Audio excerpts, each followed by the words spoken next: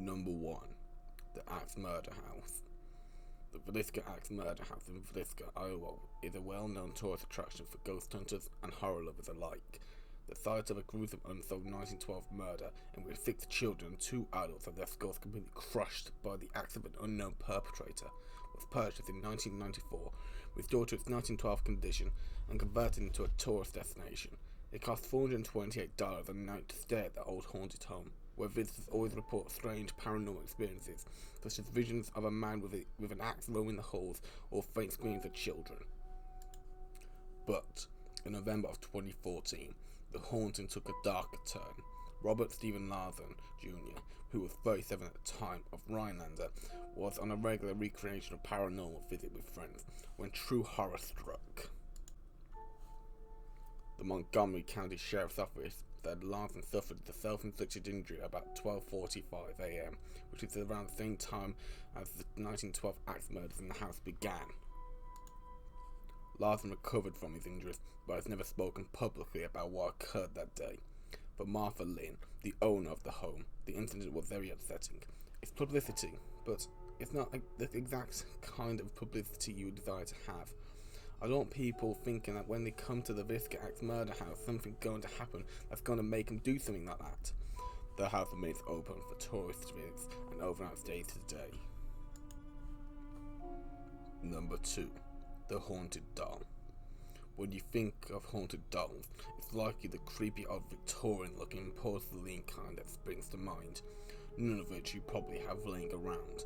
Still, don't get too comfortable around any kid's toys too soon.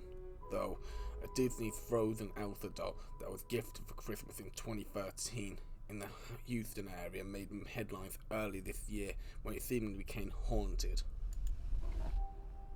The family decided to throw the creepy doll out in December of 2019.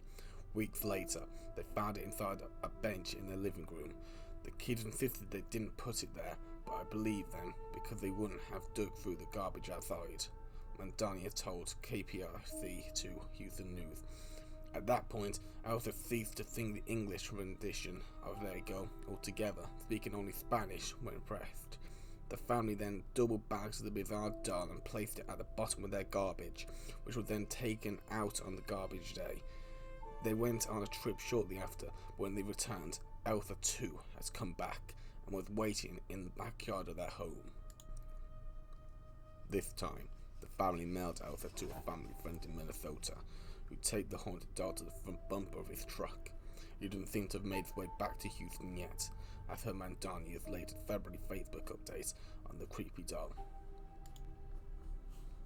Number 3. A Deadly Exorcism.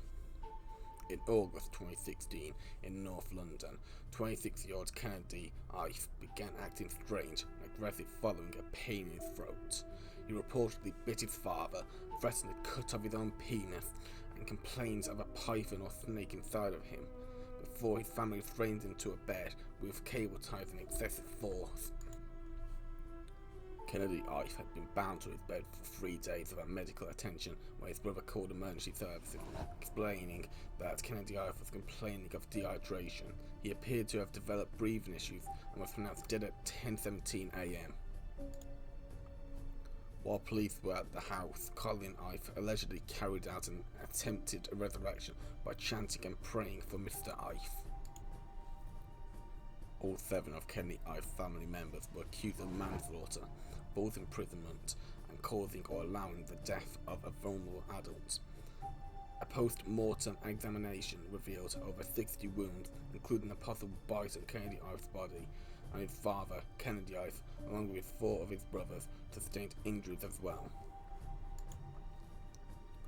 Kenneth Ife told jurors he ordered his sons to take shifts and use overwhelming force, but denied that an association with cults, occults, and secret societies played any part in the death.